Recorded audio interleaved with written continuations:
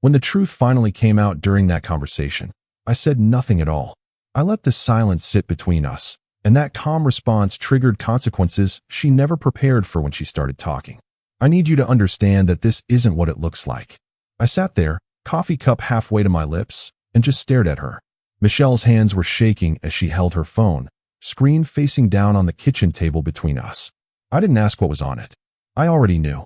Hey viewers, before we move on to the video, please make sure to subscribe to the channel and hit the like button if you want to see more stories like this. We'd been together for 6 years, 28 and 30, living in the apartment we picked out together 3 years ago, talking about ring shopping before the holidays.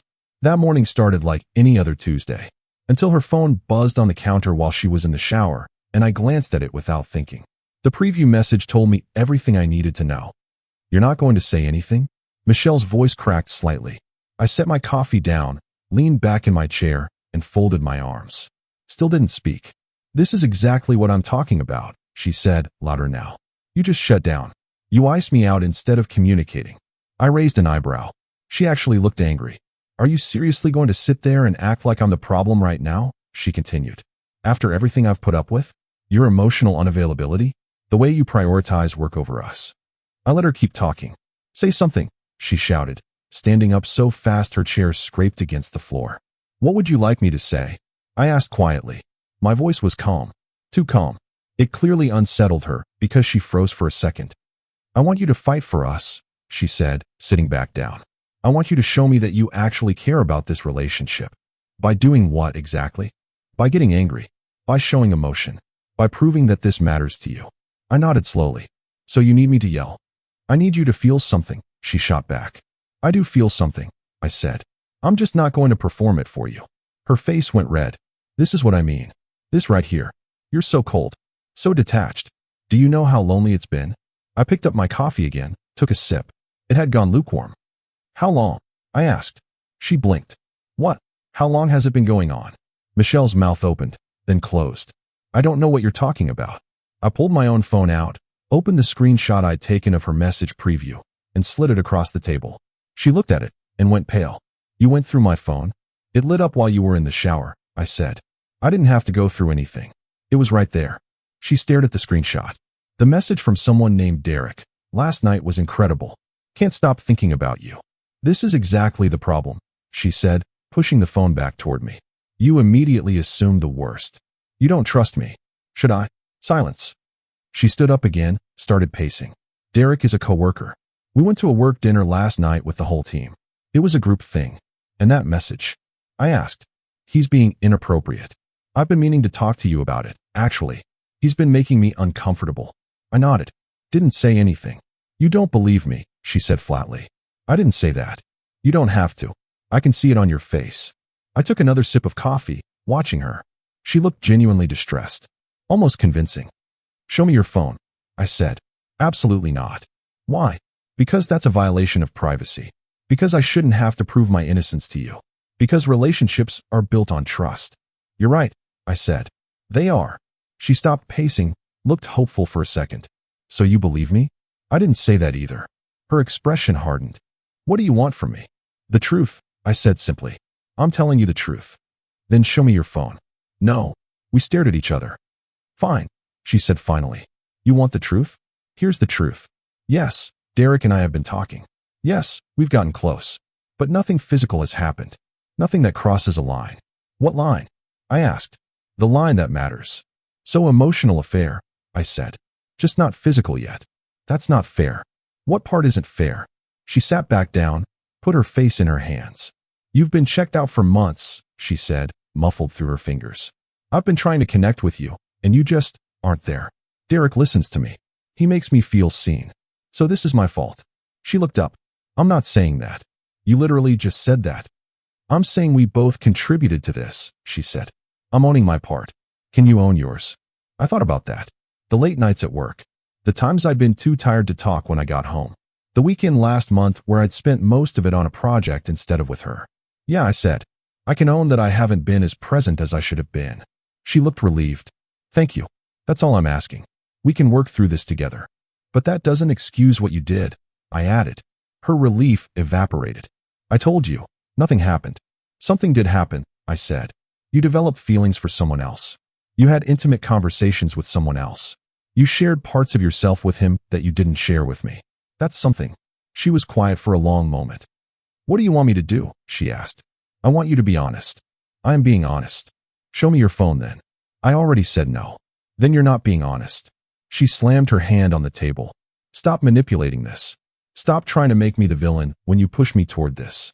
I stood up, walked my coffee cup to the sink, rinsed it out. My hands were steady. My heart rate was normal. I felt weirdly calm. Where are you going?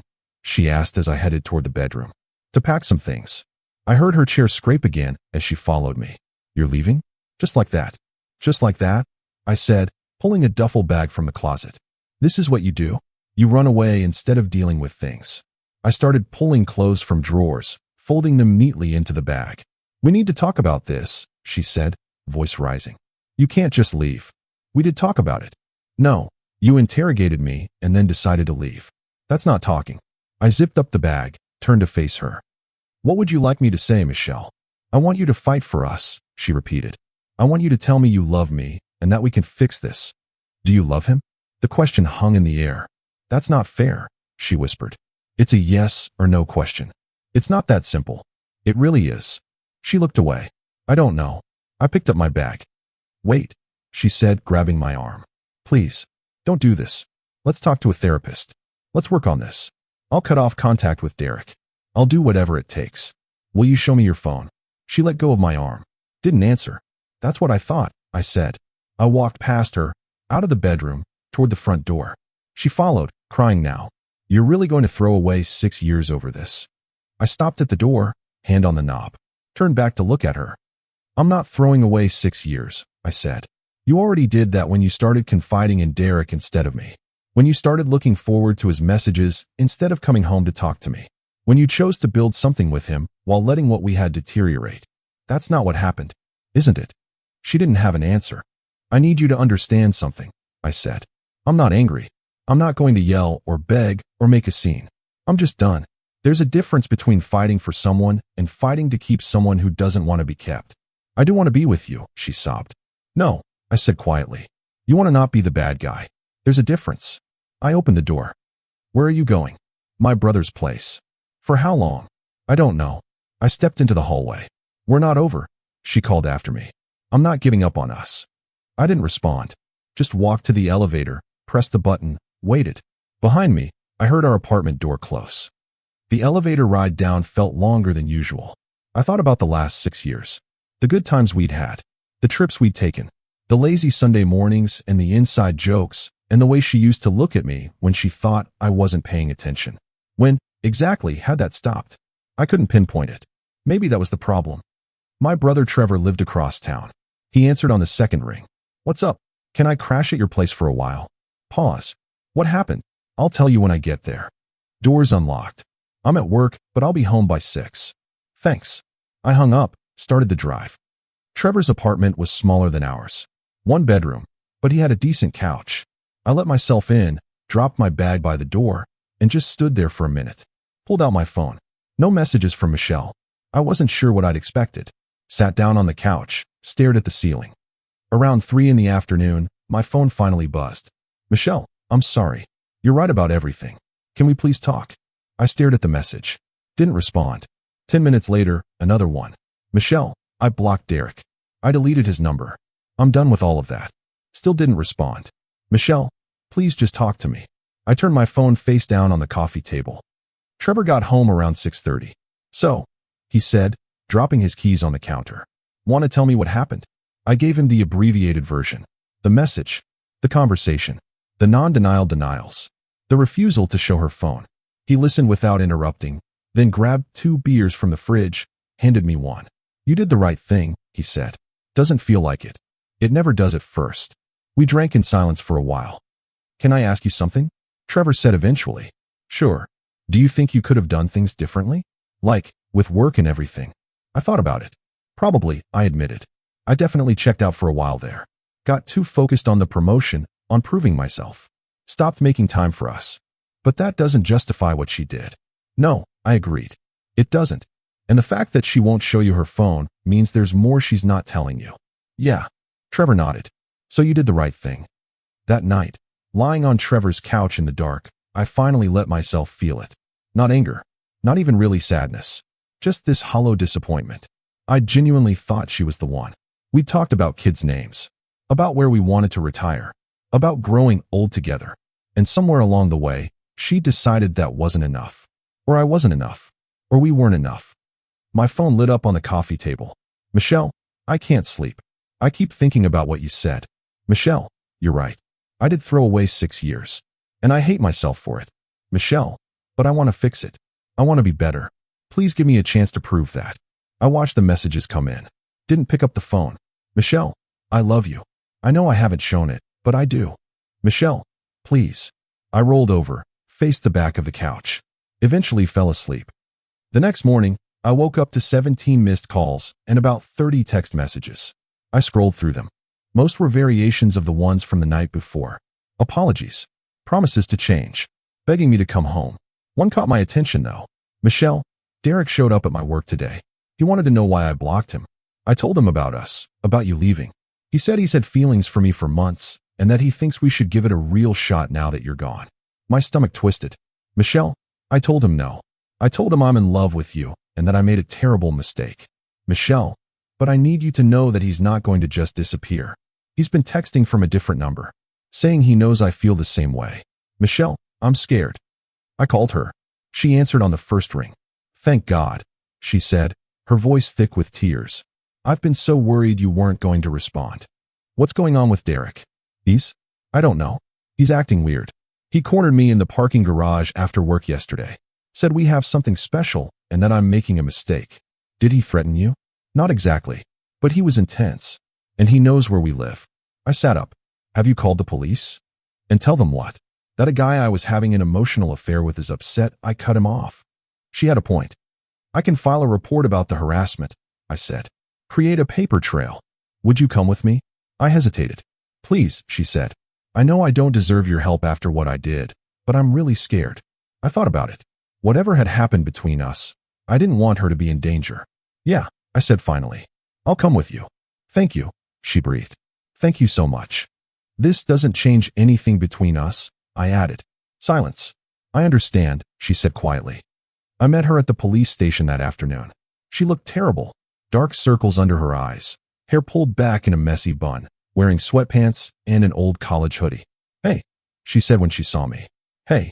We went inside, talked to an officer, filed a report about Derek's behavior. They said they'd do a welfare check, talk to him, tell him to back off. Wasn't much, but it was something. Afterward, we stood in the parking lot. Thank you for coming, Michelle said. Yeah. Can we talk? She asked. Really talk. I looked at her. She looked so small. So different from the woman who'd been making excuses and deflecting 2 days ago. Okay, I said. We went to a coffee shop nearby, sat at a corner table. She wrapped her hands around her cup like she was trying to absorb its warmth. I've been doing a lot of thinking, she started. About what you said. About how I threw away 6 years. I waited. You were right, she continued. I did. And not just with the Derek thing. That was just the symptom. The real problem started way before that. When? I asked. She thought about it. Remember when you were going for that promotion last year? I nodded. You were working crazy hours, she said. Weekends, late nights. And I understood. I really did. I knew it was important to you. But, I prompted. But I started to feel invisible. Like I was just part of the furniture in your life. Someone who was there when you got home, but not someone you actually saw anymore. I felt a pang of guilt. She was right. I should have said something, she continued. Should have told you how I was feeling. But I didn't. I just got quieter, more resentful. And then Derek started at my office and he was funny and attentive and made me feel noticed again. So you turned to him instead of talking to me. Yes, she said simply. And that was wrong. I know it was wrong. When did it start? I asked. The emotional stuff? Probably 4 months ago. We started having lunch together. Then coffee breaks. Then we started texting about work stuff. And then it wasn't just about work anymore. Did you sleep with him? She looked me in the eye. No. I swear to you, I didn't. But I wanted to. And that's almost worse, isn't it? Because I was choosing to walk that line. Choosing to see how close I could get without technically cheating. I appreciated the honesty, at least. Even if it hurt. Why wouldn't you show me your phone? I asked. She looked down at her coffee. Because there were messages in there that would have hurt you. Not just from Derek, but to Derek. Things I said about you. About us. Complaints and frustrations and private things that I never should have shared with someone outside our relationship. Like what? Like how I felt neglected. How I thought you cared more about your career than me. How I was starting to wonder if we were really right for each other. That stung. And those were things you talked to him about instead of me. Yes. We sat in silence for a while. I know I can't undo what I did, she said eventually. And I know that sorry doesn't fix it. But I want you to know that I understand now. I understand what I threw away. And if there's any possible way to earn back your trust, I want to try. I studied her face. She looked sincere. Broken even. But sincerity didn't erase the betrayal. I don't know if I can trust you again, I said honestly. I know. And even if we tried, it would take a long time. Maybe years. And there's no guarantee we'd make it. I know that too. Why do you want to try? I asked. Is it because you actually want me? Or because you don't want to be alone? Because Derek turned out to be creepy, and now you realize the grass isn't greener? She flinched. That's fair, she said. And honestly, I don't know if I can separate those things completely. Maybe losing you made me realize what I had. Maybe that's not romantic, but it's true. I respected that answer more than a declaration of undying love would have been. At least it was honest. I need time, I said. How much time? I don't know. She nodded. Okay. We finished our coffee. She walked me to my car. Can I ask you something? She said. Sure. When you saw that message on my phone, and when I tried to explain it away, why didn't you yell? Why didn't you get angry? I thought about that. Because anger would have meant I was trying to change your mind, I said. Would have meant I thought there was something I could say or do to make you choose me. But I realized in that moment that I didn't want to have to convince you to love me. She started crying. I do love you, she said. Maybe, I said. But you also love the attention from Derek. And maybe you love the version of us that existed before I got busy with work. But loving someone means choosing them even when it's hard. Even when you're feeling neglected or invisible. It means having the uncomfortable conversations instead of seeking validation elsewhere. I know, she whispered. So I'm not angry. I continued. I'm just sad. And disappointed. And tired of feeling like I have to perform my emotions to prove they're real. She wiped her eyes. What happens now? I don't know, I said. I need space to think. To figure out if this is something I can move past. And Derek, that's your problem to handle, I said. If he keeps harassing you, call the police again. But I can't be the person you lean on while you deal with the fallout from your emotional affair with him. That's not fair to me. She nodded. Looked like she wanted to say more. Didn't. I got in my car and drove away. The next few weeks were weird. Michelle texted occasionally. Nothing pushy. Just updates. About Derek backing off after the police visit. About her starting therapy. About how empty the apartment felt. I responded politely, but briefly. Trevor said I should block her. Cut contact completely. But I wasn't ready for that yet. I threw myself into work. The promotion I'd been chasing finally came through. Ironic timing. My boss took me out to celebrate. Asked if I was okay because I seemed distracted. I told him I was going through some personal stuff. He nodded, said to take whatever time I needed. I appreciated that he didn't pry. One night, about a month after I'd left, Michelle called. I almost didn't answer, but something made me pick up. Hey, I said. Hey, is this a bad time? No, it's fine. I wanted to tell you something, she said. Derek got fired. What happened? Turns out I wasn't the first coworker he'd pulled this with. Another woman came forward about his inappropriate behavior after she heard about the police report. HR investigated and found a pattern. Good, I said. Yeah, it's a relief, honestly. I was worried I'd have to see him every day. We sat in silence for a moment. How are you doing? She asked. I'm okay. Got the promotion. That's amazing. Congratulations. Thanks. Are you happy? I thought about it. I'm okay, I repeated. Just okay. Yeah, just okay. More silence. I miss you, she said quietly. I know. Do you miss me? Sometimes, I admitted. I've been thinking, she said, about what you said, about how loving someone means choosing them even when it's hard. Yeah, you did that. You chose to work those long hours because you were building a future for us. And I didn't see that. I only saw what I was losing in the present. You're right that I should have balanced things better, I said. Should have made more time for us. But I should have talked to you about it instead of seeking attention elsewhere. Yeah, I agreed. So we both failed each other. I guess so. Do you think we could try again? She asked. I don't know. That's not a no. It's not a yes either. She laughed sadly. Fair enough. I'm still processing everything, I said. Still figuring out how I feel. Take all the time you need. I'm not going anywhere. Michelle. Yeah. Don't wait for me, I said. If you meet someone else, someone who makes you happy, don't put your life on hold because of me. I don't want anyone else. You might change your mind. I won't. We hung up. I sat there on Trevor's couch, phone in my hand. Part of me wanted to believe her, wanted to think we could work through this. But another part of me remembered how easily she'd shared our private struggles with Derek, how she'd chosen to build something with him instead of fighting for us, how she'd only wanted to fix things after Derek showed his true colors. That's what bothered me most, I realized. Not that she'd been tempted, not even that she'd developed feelings for someone else, but that she'd only come back to me when her other option disappeared. 2 months after I left, Michelle asked if I'd be willing to meet with her and a couples therapist. I thought about saying no, but I figured it couldn't hurt. We met at the therapist's office on a Thursday evening. Michelle looked better than she had at the police station. Still tired, but more put together. The therapist, an older woman named Dr. Patricia, asked us to share our perspectives on what happened. Michelle went first. She was honest about everything. The emotional affair, the feeling of neglect, the way she'd handled things. When it was my turn, I talked about work, about getting too focused on my career, about missing the signs that we were drifting apart. But I also need to say, I added, that I don't think my mistakes justify her choices. They're separate issues. Dr. Patricia nodded. That's an important distinction. Michelle looked at me.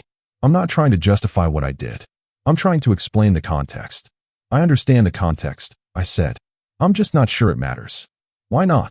Because at the end of the day, you made a choice. And that choice showed me that when things get hard, your instinct is to look outside the relationship instead of working on it.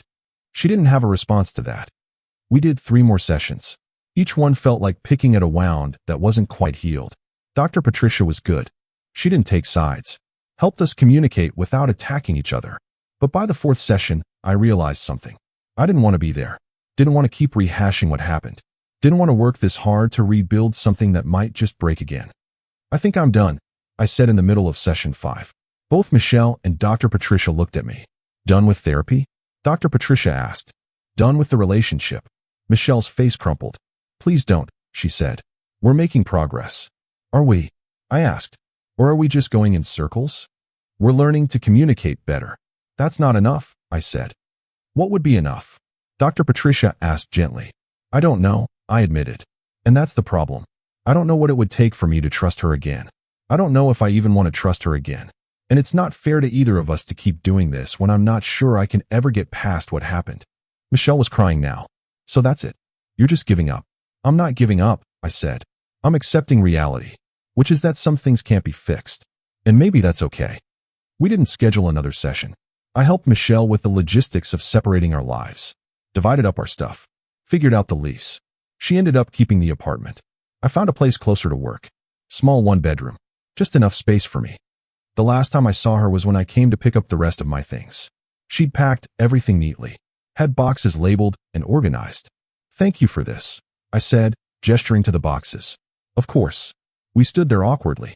I'm sorry, she said finally. For all of it. I know, I said. Are you happy? I'm getting there. She nodded, wiped her eyes.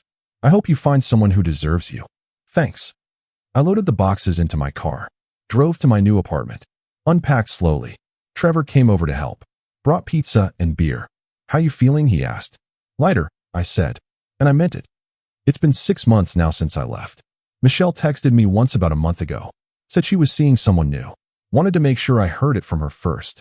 I thanked her for telling me. Genuinely hoped she was happy. I've been dating too. Nothing serious yet. But I'm open to it. The promotion has been good. Challenging, but rewarding. I'm working reasonable hours now. Making time for life outside the office. Sometimes I think about what happened. Wonder if things could have been different if I'd noticed the warning signs earlier. If I'd made more time for us. If I'd been less focused on work and more present at home. But then I remember that relationships are a choice. And when things got hard, Michelle chose someone else. Even if nothing physical happened, that choice revealed something fundamental about who she was and what she valued. I don't regret leaving. Don't regret the silence I held in that kitchen when she was trying to explain away the message. That calm, that refusal to perform my pain for her, was the most honest thing I could have done. It forced her to sit with her choices. forced her to confront what she'd done without the distraction of my anger. And it forced me to recognize my own worth, to understand that I deserve someone who chooses me first, who comes to me with their problems instead of seeking comfort elsewhere, who fights for us instead of looking for exits. These days, I'm focusing on myself, on building the life I want, on being the person I want to be. And maybe someday, I'll meet someone who values that, who sees the effort I put in and matches it, who understands that love isn't just a feeling. It's a choice you make every single day, even when it's hard, especially when it's hard. Until then, I'm okay with just being okay, with finding peace in the silence, with knowing I made the right choice, even if it hurt.